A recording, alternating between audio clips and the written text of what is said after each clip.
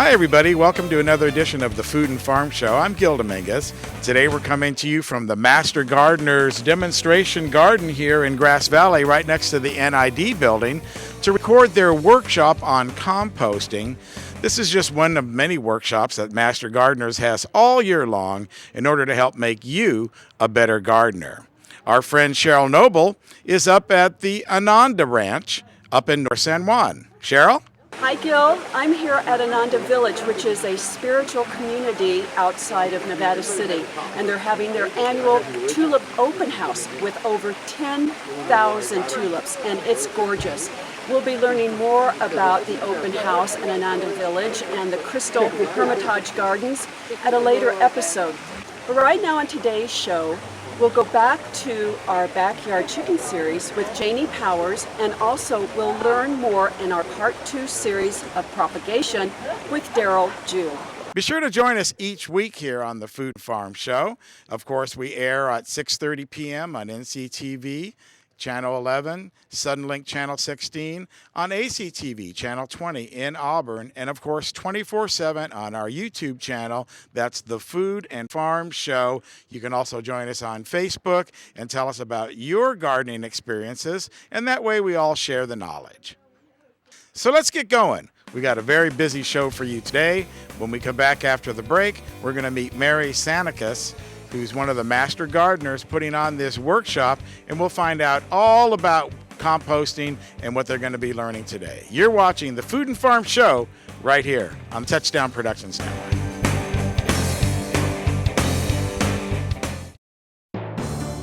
Briar Patch Co-op Natural Foods Community Market offers organic produce from over 30 regional farms and buys local organic produce from farms like River Hill, Sweet Roots, First Rain, Pyramid, and Mooney Flat.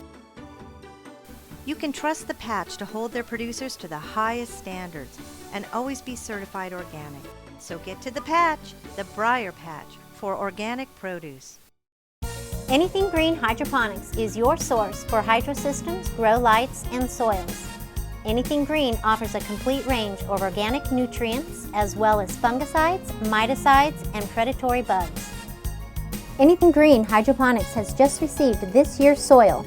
Get your totes, pallets, or individual bags. Stay tuned for future workshops. It's all at Anything Green Hydroponics. Spring is here. Time to visit the Garden Center at A to Z Supply. We have everything you need to plant it, grow it, preserve it, and eat it. With a master gardener and full-time beekeepers on staff, the Garden Center carries a wide selection of organic plants, along with people and pet-friendly products. And don't forget our weekly workshops at the Garden Center at A to Z Supply.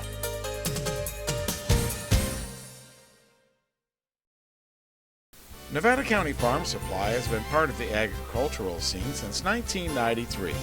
Their staff consists of a certified crop advisor, licensed pest control advisor, and irrigation auditor. In Penn Valley, they have a full-service nursery with over 500 varieties of plants and garden enhancements. In Grass Valley, they have a warehouse full of soil amendments, fertilizers, and nutrients. Nevada County Farm Supply. Powerful knowledge and innovative solutions. I'm here with Mary Sanikas, one of the master gardeners for today's composting class. And Mary, let's start out with, how long have you been a master gardener? I think I started in 2009. They do a training every 2 years. Really? It takes that long to go through the process? No, it's only a few months, but they only have the resources to do people every 2 years. So we have another class that is graduating this year. Interesting. Now, how long has the Master Gardeners been part of our community? Longer than I have. Okay, bad question. 30 years. They're signaling 30 years. It's been a very highly admired group in Nevada County. Now, does everybody stay active, where you can become a Master Gardener and then you just go off and be your own little Yoda of Master Gardening? Part of the recruiting is to find people who are willing to donate their time, because there are so many projects. This demonstration garden alone takes an army of master gardeners. So people are recruited for having enough time to contribute and do all these various, stay at the growers market, go at the county fair, give these workshops, daffodil plantings, all of these projects that have the Master Gardeners have bitten off. So I think we have about 80 active Master Gardeners right now, but some have to take time off, or they move, or whatever. Life gets in the way. Yeah. Funny how that works. Life gets in the way of your gardening. But it is fun when you're so excited about something to be able to share it with people. Now today you're working with a veteran team of Master Gardeners to help you put on this workshop. Well, we're not that veteran. We're all like, 2 or 4 years old. Mm-hmm. But they seem energetic and knowledgeable. Yeah, and actually I've been a master composter, which is a separate program in Alameda County, since 2005, and they told us this program will change your life, and it did. I moved to Nevada County right afterwards. So I wasn't there to donate back time, but I'm doing it here.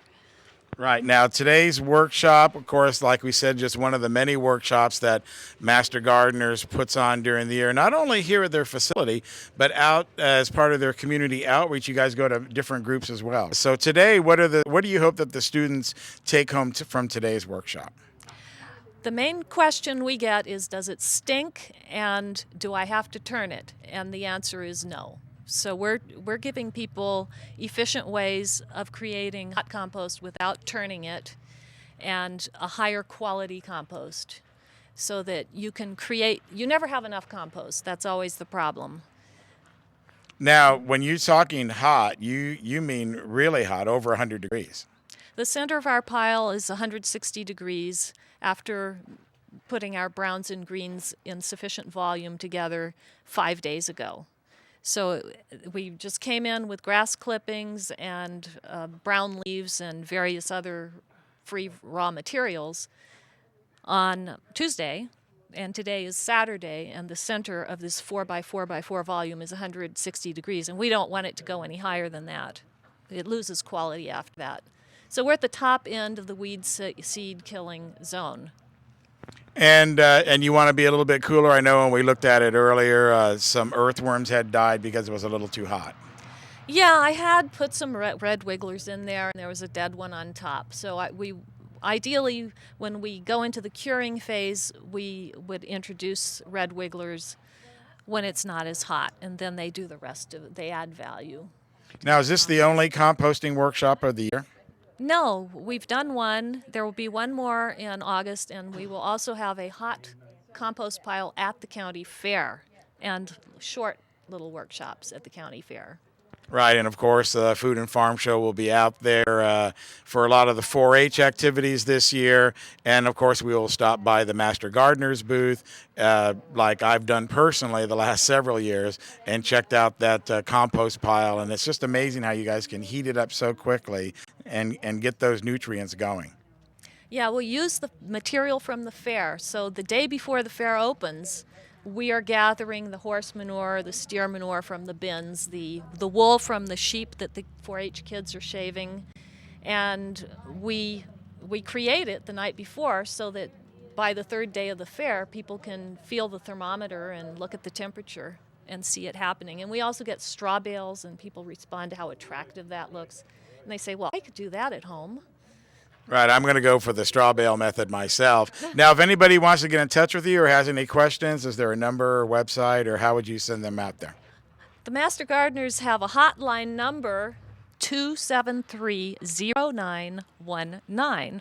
That's the Master Gardener Workshop Hotline, and give them a call if you have any questions. We're also on Facebook and have a website. You can just search for Master Gardeners, and soon we will have a YouTube site. Our compost pile that we have used for this workshop that is 160 degrees in the middle, we have the videotape history of Peggy and me building this, and soon we will have a YouTube channel. Yeah, and we'll be able to see that on when we create the workshop video for you here on the Food and Farm Show. We'll be showing you those videos that the crowd gets to see here today, as well as the whole workshop and the explanation. All right, well, listen, thank you so much for allowing us to come down here with our cameras and record this and share it with everybody at home. I know that's part of the mission statement of the Master Gardeners, is to share your knowledge with the community, and we're happy to help you carry out that message. Thank you, Gil. You're doing a great job. That's going to be a great workshop. Time for our second break of the day, and when we come back, it's off to the land of backyard chickens with our very own Janie Powers. You're watching the Food and Farm Show.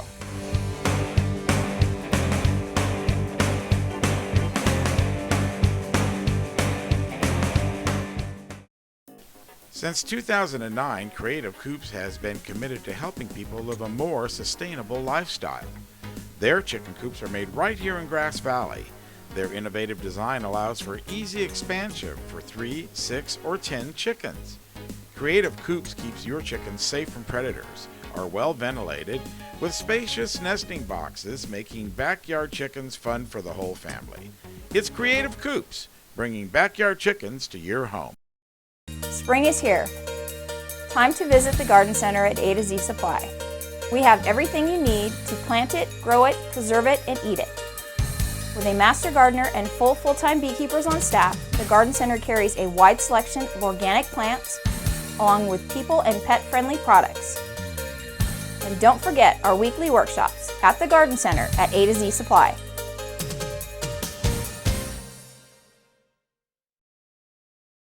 Introducing Cuvée Leather Kitchenware.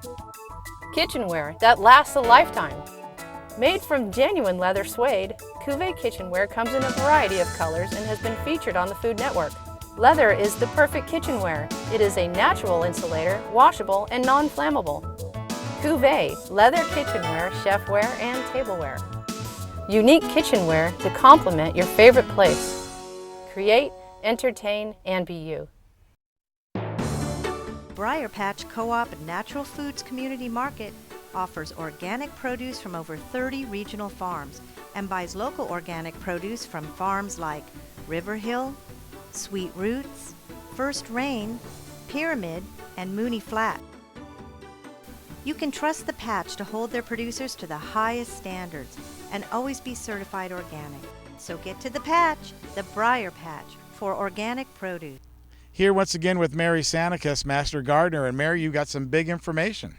I'm announcing the spring plant sale, a chance to get all your tomatoes, propagated by master gardeners according to nursery standards. The big sale is Saturday, May the 11th, 9 a.m. to noon. And I understand that people are parked in the parking lot ready to break through the string right at 9 a.m. and grab all the tomatoes. It will be held here at the Demonstration Garden, 1036 West Main Street, Grass Valley, and it's behind the NID building. Lots of room for parking, and the timing is perfect for our area for planting vegetable gardens. Featuring locally grown tomatoes, peppers, ground cherries, greens, herbs, perennials, California native plants, and more, with master gardeners available to help you choose the right plant for your garden. Well, you can't go wrong then. Master Gardener Plant Sale coming up right here on May 11th. Thanks a lot. Thank you. Welcome back to the Food and Farm Show. Now it's time to go back to our series on backyard chickens with the chicken lady, Janie Powers. This one I really like. This was made from an old storage shed that the people had on the back of their property, and they said, hey, why not make this into a chicken house? And look what they've done with the yard. They have this nice door in the back. They have this long yard surrounding the yard, so it really fits into the landscaping. And they even have a couple of chairs so they can sit and commune with the chickens when they want to. And here's one that's made out of a Tuff shed. Now, a Tuff shed makes a great chicken house because, well, first of all, it's already built and you can just haul it in and have it ready. I don't understand this. It's got this screen door made of chicken wire, but I don't see a solid door. I would not have a chicken house that only had a door made of chicken wire. That's just asking for raccoon problems. And we'll talk about that a little bit later when we talk about predators. So if you're going to use a Tuff shed, you need to have a solid door that you can close up at night. Or you can have the Taj Mahal of chicken houses. Look at this thing. I mean, maybe they live in the center, I don't know. But if you're thinking about building your chicken houses, there are tons and tons of plans on the internet, and you will see chicken houses that you will not believe. So if you're thinking about building it, go in there and just browse around for, you can browse for hours, you can browse for days looking at different kinds of chicken houses. Get some ideas about it. Don't think you just have to put up a little box in the back in the corner. Make it something that you can really have some fun with. There is a place in town that builds chicken houses for you. I've got some flyers up there on the table if you want to go up and pick one up and see what they can do for you. Now, before we go into, chicken tractors. Now, chicken tractors are not tiny miniature tractors that your chicken can drive around. Now, that would be cute, but that's not what they are. A chicken tractor is just sort of what it says. It's sort of a combination chicken house and movable chicken yard. So if you've got some property, you might want to consider a chicken tractor, because what you do, it's open at the bottom, so you can have your chickens scratch around in that, and then when they've pretty much scratched that, which will take maybe a day, then you just grab the rope that's at the end of that chicken tractor and you pull it to another spot. Now, if you're going to do that, if you're thinking about a chicken tractor, keep in mind that it definitely has to be predator-proof. And sometimes I tell people that if you're not sure that your chicken tractor is predator-proof, then you might want to consider bringing the chickens in at night, because there's nothing worse than coming out in the morning and finding all those chickens that you just spent 6 months raising are now dead because a raccoon figured out how to get them. Now, this chicken tractor, I put this in purposely because can somebody see what's the problem with this chicken tractor? Anybody?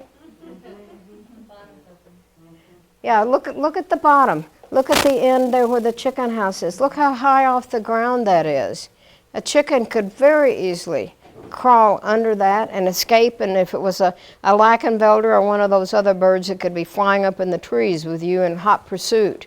Or look at this, this looks like a cat is already figuring out that she could crawl under there. So again, a chicken tractor has to be predator proof.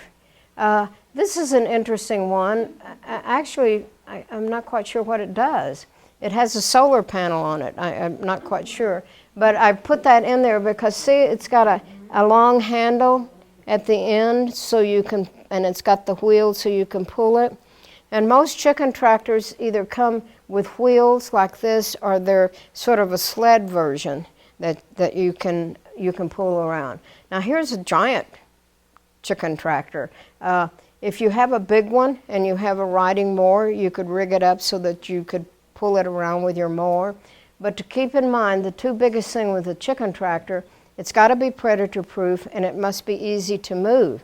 If you're out there hauling it around and coming in rubbing liniment on your shoulder because you were dragging your chicken tractor around, pretty soon you'll decide you won't want to drag it, and that defeats the purpose.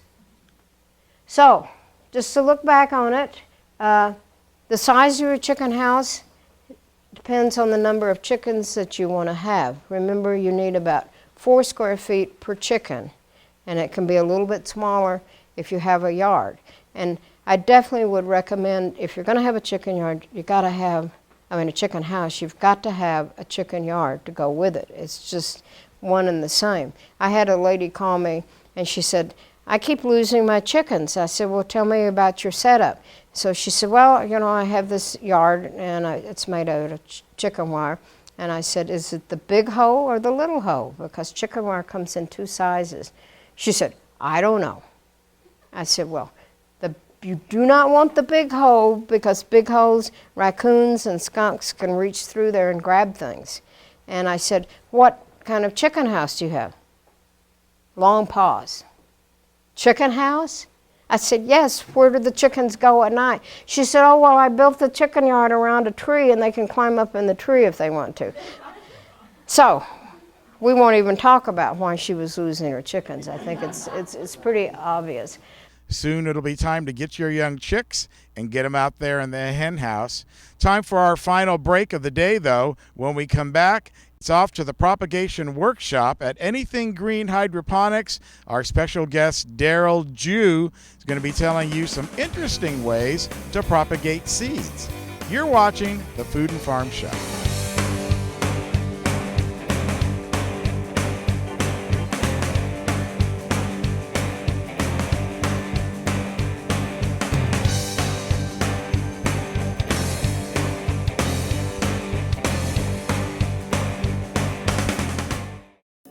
Since 2009, Creative Coops has been committed to helping people live a more sustainable lifestyle. Their chicken coops are made right here in Grass Valley.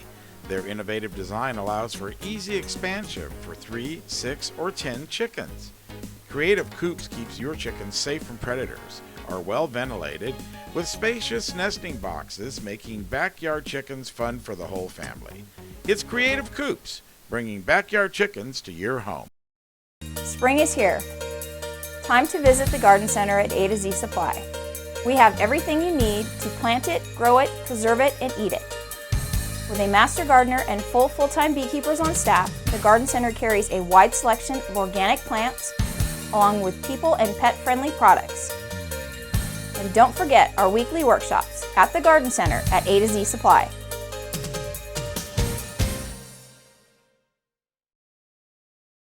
Introducing Cuvée leather kitchenware.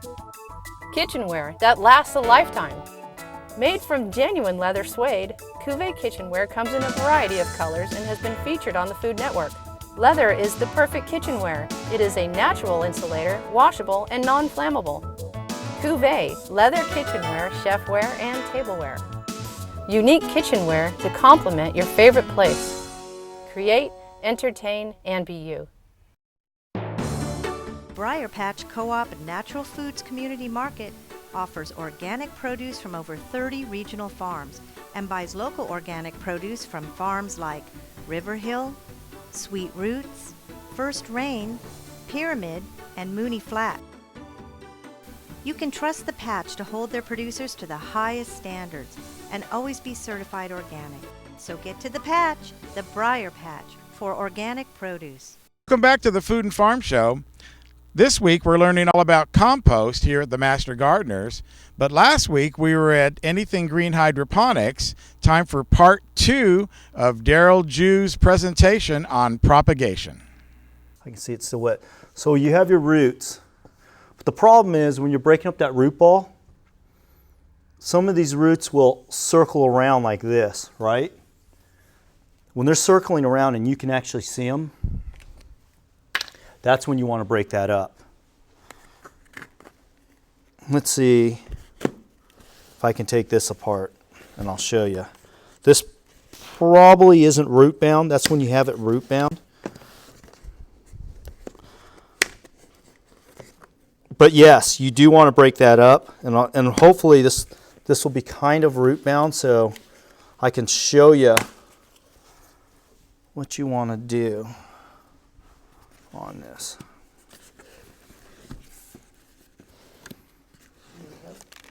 I might actually. I think I'm going to be making them. Okay, here we go. This isn't root bound. You're looking at. These are nice roots. Some of these are circling around the pot. So what I would do, this isn't bad, but if it was, I would take this, I'd come in here and break this apart, break these roots off like that, and get that in there. Now, when you're potting that plant in the ground, so the height of this plant from here to here, let's say, is a foot. Most important thing when I'm digging that hole, the height of that, I want to make sure if that's a foot,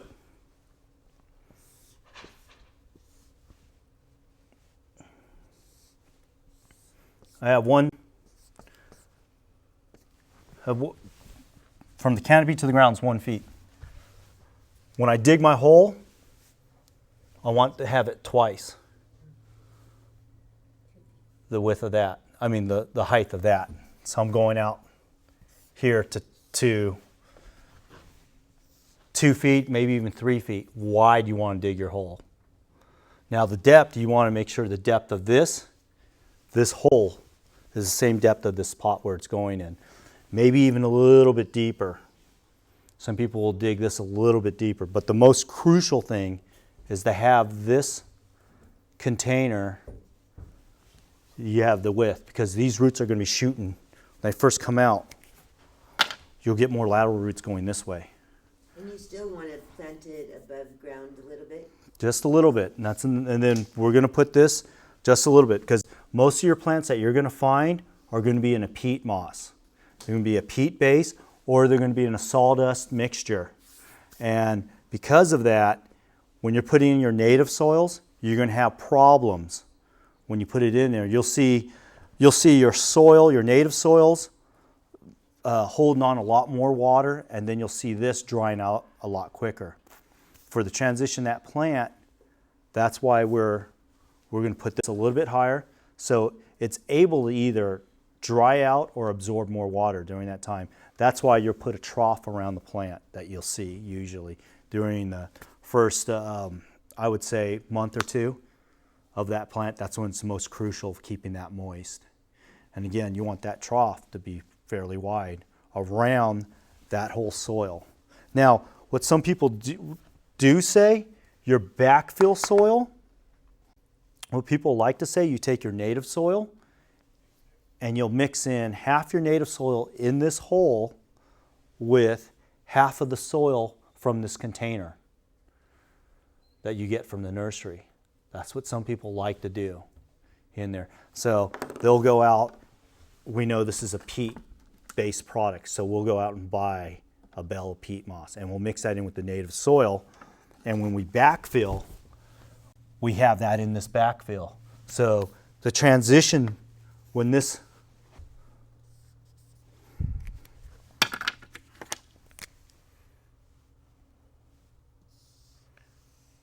so this is the root ball right here.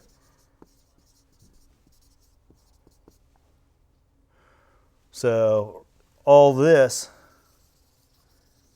is my transition zone. And that's what I'm doing. Half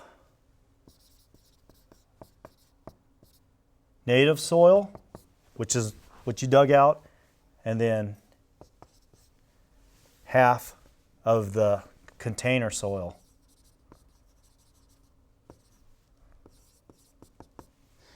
And that will help in this zone transition those roots to encourage them to grow out into this area. Once they break through this area, then they're able to go down into that native soil. Now, during that time, you can put in these products, which are mycorrhizas. And these are beneficial fungi. What they do is they colonize the roots, which I do believe in, that help out a lot. And it'll colonize these roots, and that fungi will go out into the soil and it'll mine back nutrients and moisture back to this plant. So that's a powder that you would mix into your transition soil? Yeah, well, what I suggest when you use these, this is how safe this product is.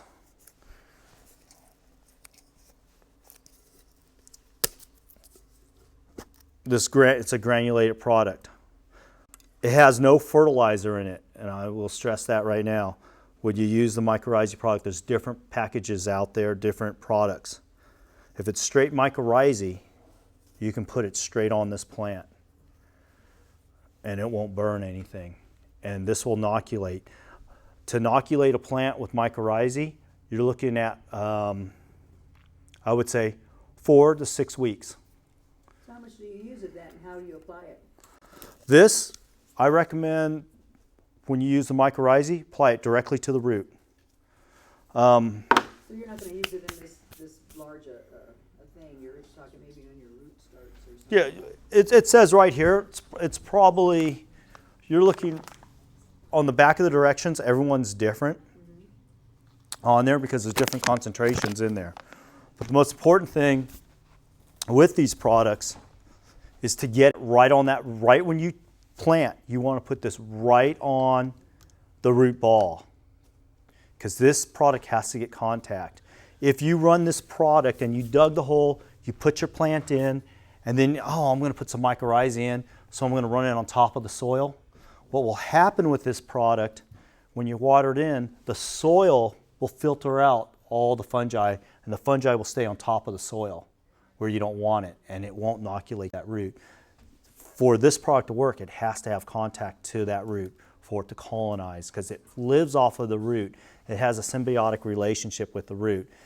This fungi is eating the root excrement, which is when the root's going into the soil, it's being crushed. That material right there has a lot of sugars, amino acids, what have you, that this mycorrhizae is feeding off of. And when it does that, it socks that root. It actually grows over the root. And then in turn, it wants to encourage that root to grow. By doing so, it's mining back nutrients to that root. And then that root right there is starting to shoot laterals out. And then it's colonizing that part of the root. So it keeps on going and going and going. Yep. Yeah. Yeah. So that's what I recommend. That's what we do out there. Any other questions? No problem. You can make your little hole or something and then sprinkle it like in the bottom of the hole? Yeah, like if this, exactly, like what I would do, where's that stuff? Or you just put it on there and pat it inside the root ball? Well, Like what you did. if I dug a hole, it's a hot summer day, 100 degrees out, I'm just going to do that. I'm just going to throw it in there, and I am literally going to take this plant and just drop it down. That's all you need. Those things are going to grow around that plant, and it's going to take off. So that's from repotting, and if you made it like a big hole like that. Yeah. Repotting, to even doing it, you can even do it on the cuttings. Once your cuttings have roots, you can inoculate the mycorrhizae with that. And the good thing about when you inoculate a plant with the mycorrhizae product, as long as you're not using heavy metals or high phosphate fertilizer, it will grow with the plant.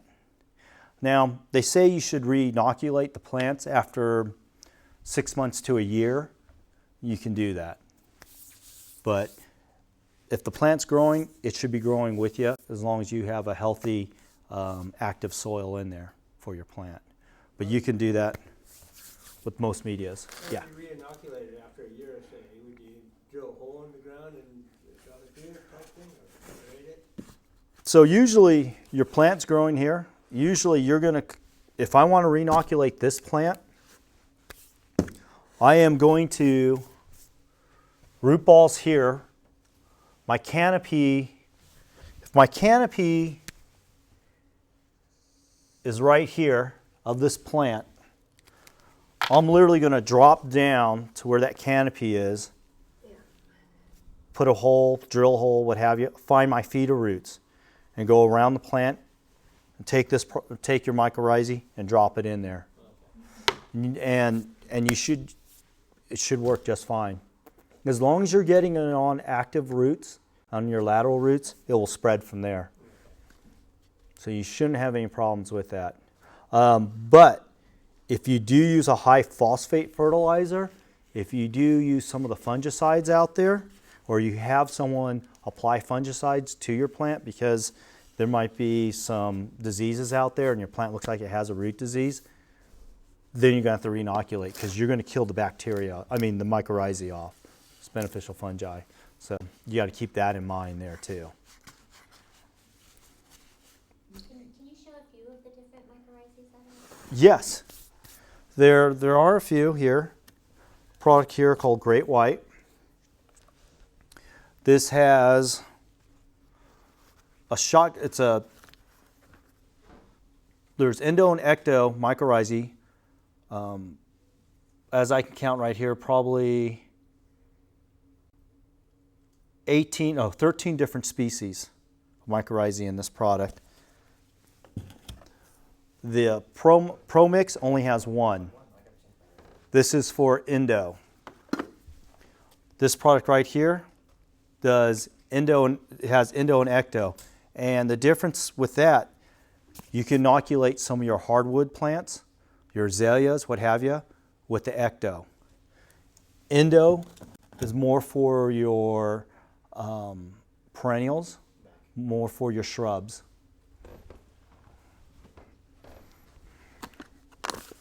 Same thing with this one here too, Mycos. Now this is a wettable powder here, so they've made this for some people easier to use. You will mix this in some water and then apply it to the plant. Again, I would take this product right during when you're planting your plant, mix this in the water, then put it on the plant as you're watering it. But before you backfill it with soil. So you get the mycorrhizae on there. So you like spray it on the root cyst ball or something around that? Yeah. I would just, as I'm putting it in, as I'm putting this in, you have two ways of using this. So I'll mix this up in my bucket to the correct rate.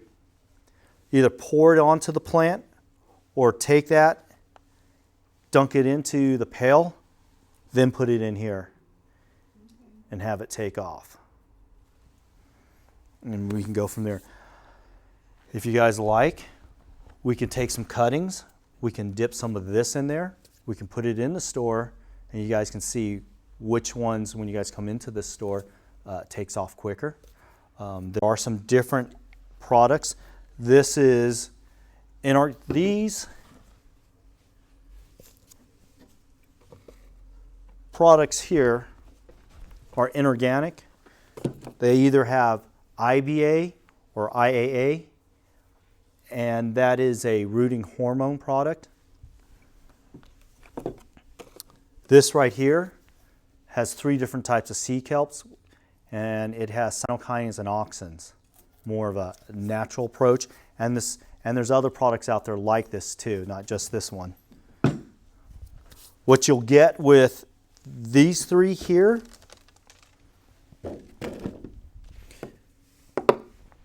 or these 4, you will get faster rooting. These will produce your roots. You'll get a lot more nubs. You'll have, when you do cuttings on here, this is my cutting. I will have, after say 5 days, depending on what plant it is, little roots on there. That will be the difference you'll see. When you use a cyanokinin and auxin product like these, like a sea kelp, what you'll see after 5 days, nothing. Probably won't get any rooting on there as much. But 10 or so, 2 weeks, you will get rooting on there. But your rooting will be a longer root. You have longer roots on there. Where this, they'll come out and they'll be shorter. But you'll have a whole bunch of these. So that's the difference. Depending on what you're growing, you'll have different needs where that will fit in. This will root faster. This will have longer roots. Which is better? Depends on what you're after. Some people will say, if I'm trying to grow something really fast and I have a production schedule, I'm going to use a rooting hormone because I'm going to have more roots on that plant. I'm going to stick it. Once this is rooted, it's in this pot, it's gone. I'm going to use, why I would want something like this, I'd have longer roots, a little bit longer to grow, but there's a chance I'll have a healthier plant, more healthier of a plant, depending. Once you put this in soil, this is going to shoot off longer roots too, but this is right off the bat. You'll have longer roots, but you won't have as many. You'll see, you won't even be able to count this. There'll be so many roots on there. Here, you're going to be able to count probably like 13 or so, but they'll just be a little bit longer. Which would be better for vegetables, like a vegetable garden or transplanting? If I'm not in a rush, I want to put it out, I do this. And which one is that? The I would go with the sea kelp product, and with your sea kelps on there, I would use that.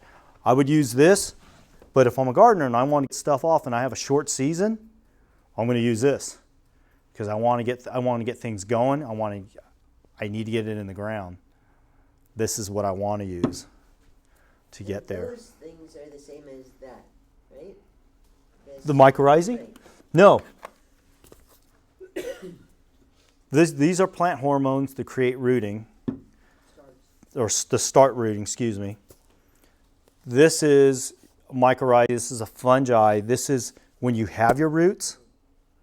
This is going to colonize those roots on your plant. It's going to protect it from the different pathogens in the soil up to a point. So it's going to give you a higher threshold to some of your root diseases out there. And it's going to bring back some of the nutrients in the soil. It's acting as extra roots back to the plant once it's established. Drawback with the mycorrhizae, this is going to take 4 weeks to 6 weeks to establish itself, to get on there.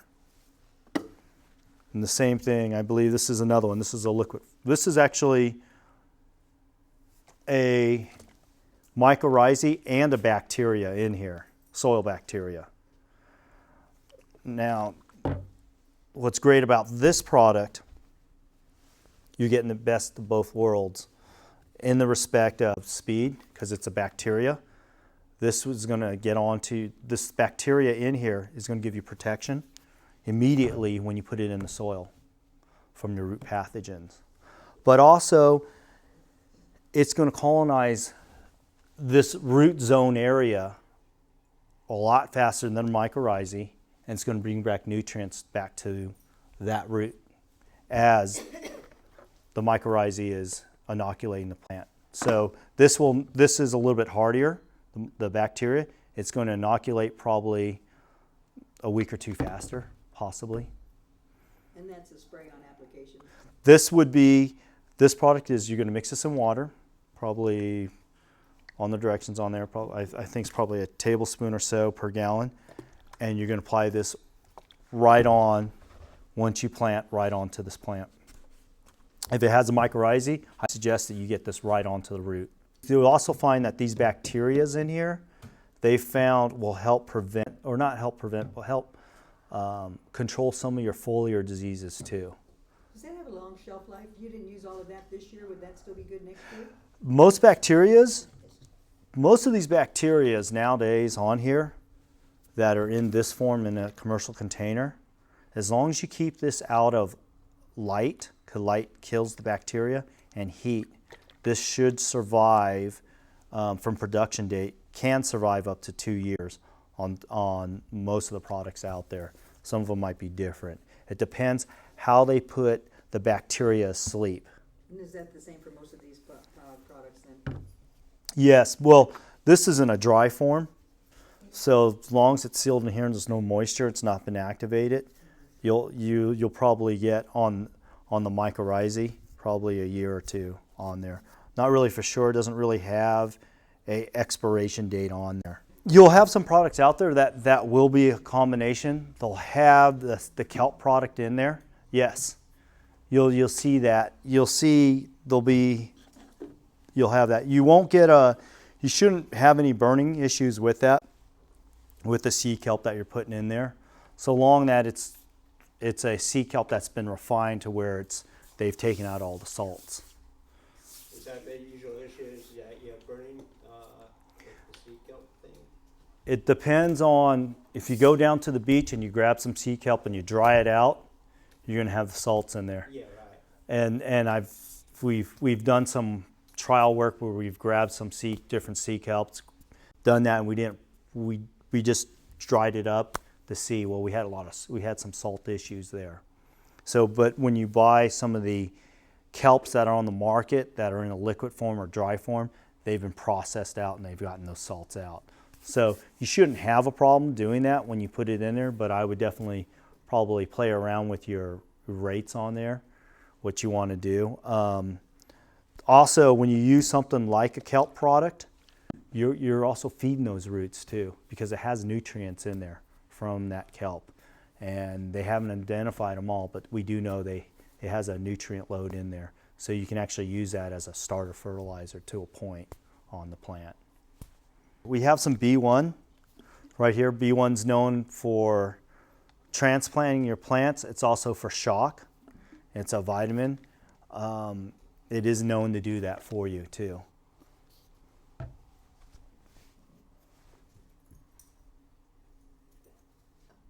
Any questions? Most of these products, I will say, are found, naturally occurring organisms that are found. I don't believe they're man-made, engineered bacteria. These are, for the most part, they've isolated it off of different, for the mycorrhizae, they'll isolate those off of truffles that they found, off of fungi, and they'll grow those out on different crops, on plants, and they'll harvest those roots. That's how they get some of the mycorrhizae on there. The bacterias, same thing. What they'll do, they'll brew those out from, they'll find some of the mycorrhizae, or some of the bacterias, excuse me, how do I describe this, in fungi, or even in a peat material that's degrading. They'll be able to extract the bacterias out of that, out of some of the decomposing materials. Also from animals, they'll get some of the bacterias out of that too. So I feel they're natural occurring, and then from that point, what they'll do, they'll culture those out either in a lab on a petri dish, what have you, or they'll grow them out on a root on a plant and then harvest off that root and then extract them off the plant. I imagine if you were able to find this in the soil, your mycorrhizae, you could grow it out, tea it, you could grow it in, you could brew it like in one of the tea brewers out there, like what the Romans did back in the day. Yeah. And then you'd put your sugars, what have you, in there, your simple carbohydrates to feed them and to build up your population and get that going for you. So you go from there. If you're comfortable using the product, then that's what counts. It's unless you're going to be organically certified. That's how I look at it. Yeah. Or harmful to animals, because my dog is in the garden all the time with me too. Oh, these products, the mycorrhizae, the bacterias, no, they're not going to harm your pets on there. The rates you're putting down, I don't think you'll have a problem. Because don't forget, if you're putting it in your garden, these products are meant for you to be able to eat. And so you're applying that. And we've been using these products. And like I said, it's a natural occurring product. So anything you put in the ground naturally will have mycorrhizae on it and some of these bacteria is already occurring there. What we're doing when we add these products, we're just putting more into that soil, putting more bacteria there.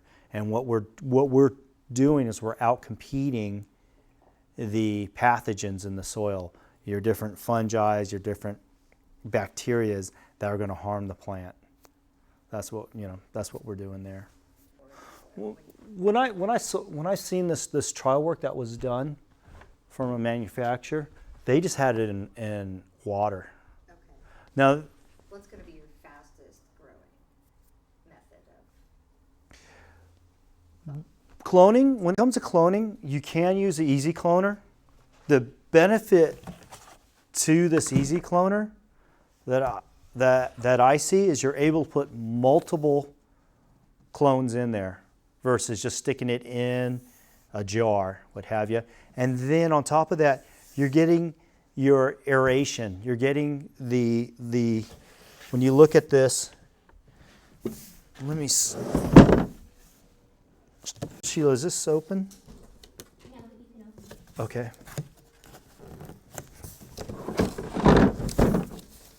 When we open it? That means it's good.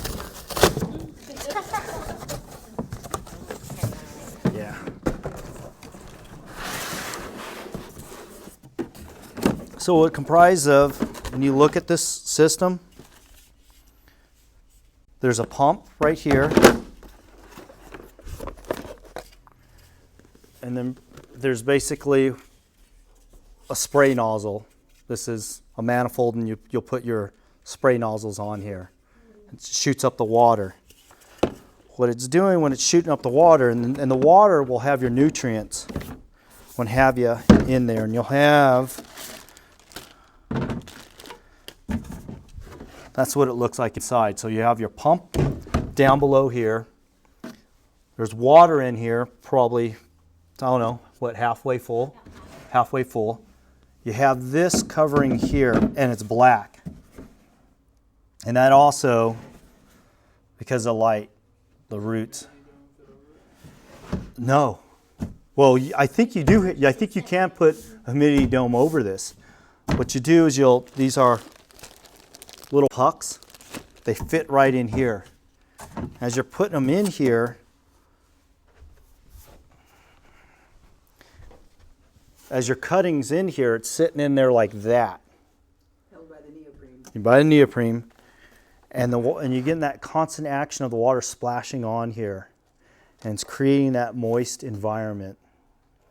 So you're getting probably, I would say, a 50-50 ratio of water and air. And because of that, that's going to induce us to grow with that humidity and with that moisture. And some people say this works faster, and it does. You know, and you're able to produce a lot with this. Probably a lot faster than just keeping it in water, having it in there, because when you're putting in just a regular cup of water, what have you, you're just in, it's just sitting in a solution with no air. This is actually getting some air, and it's probably going to induce more of a root growth, more of effect for you on there. Would you recommend a heating mat under the Easy Club? Yes, I would. What I do recommend on this is to keep that water about 68, if we think about it. And most important is not really this water, that's 68. This water here could be 68. But this environment in this area would be nice to keep this at 68. So I'd probably put a thermometer somewhere around here, because I want to make sure this air here is about 68. I don't want it to go past into the 80s or so, because you're going to inhibit root growth at that point. Now that depends on different plants too, that rule different. So you'd have to know your cuttings and what you're doing, and you would know on your what works, what doesn't work after a while, because it just won't shoot out a root, what have you. Rooting hormone solution in that water that's been sprayed in there. They do, yes, they do. They have right here. You'll have a clear res, which what this product does, if you're using, I believe this is a dechlorinating product. It like keeps the system in the Clean. kind of clean. Yeah. This you'll use probably to keep the growth down. It's probably antifungal bacterial material. Right here's the rooting compound. So this is going to either have your IAA or IBA. And those are your different synthetic rooting hormones. Or it's going to have a kelp product in there. So you'll have different products you can use in there to get your plants to root. And that being said, some plants will respond better to a synthetic hormone versus to a sea kelp product. So there's going to be some different nuances that you'll get a feel for. Because this, after all, it's somewhat of a science, but still an art form, I will say. Any other questions? Yeah. What's that? No, you know, they'll fall right through that neoprene right there. If you know, and another thing is, because you're starting it on the seed, this kind of environment for it, believe it or not, would probably be too much water. It'd probably be soaking up too much to where you'd probably get a damping off effect on those roots. I mean, on that seedling, where if you peeled it back, it'd probably be black and just rot out on you. If you're doing a seedling, I just use a mat. And then I like the paper towel method, and then what I'll do is when I have that growing on there, I'll literally take a pair of scissors and cut the seedling out. I won't try to pull it off the paper towel because I always break the root off. I'll break probably, in fact, I'll do probably 50 of them, and out of that 50, I'll probably get like 10 of them I didn't break off because it sticks on there because you have those little fine little hairs that I see. So, but if you're doing cuttings and you're doing a lot, this is the way to go. There's no doubt about it. And do you need a lamp on the easy cloner or not? Or does it not necessary? When you're doing something like this, when you're trying to create roots, you don't need the full spectrum of the light. You could use a fluorescent light. It's more of a low light condition for you. You don't want to put high intensity light at this stage. And you don't want a lot of heat on these plants either because you don't want the transpiration rate of that plant. If it's breathing out all the moisture out of those leaves, then it's going to shrivel up and die, and there's no roots for it to absorb up the water. So until we get to that point, we got to put roots on there. Then we can give it some light. Yeah. Hopefully that helps you guys out. Well, thank you for listening to me. Thank you for coming. Well, that's our show for today here from the Master Gardener's Demonstration Workshop. This compost will be ready in a couple weeks and be ready to spread out on your garden to make better vegetables. Be sure to join us each and every week at 6:30 p.m. on NCTV Channel 11, Suddenlink Channel 16, ACTV Channel 20 in Auburn, and of course 24/7 on our very own YouTube channel. It's called The Food and Farm Show. Of course, you can also join the conversation on Facebook at Food and Farm Show and share all of your gardening secrets with everybody. So for Cheryl Noble, the Master Gardeners here, I'm Gil Dominguez. We'll see you next time right here on the Food and Farm Show. Good night, everybody.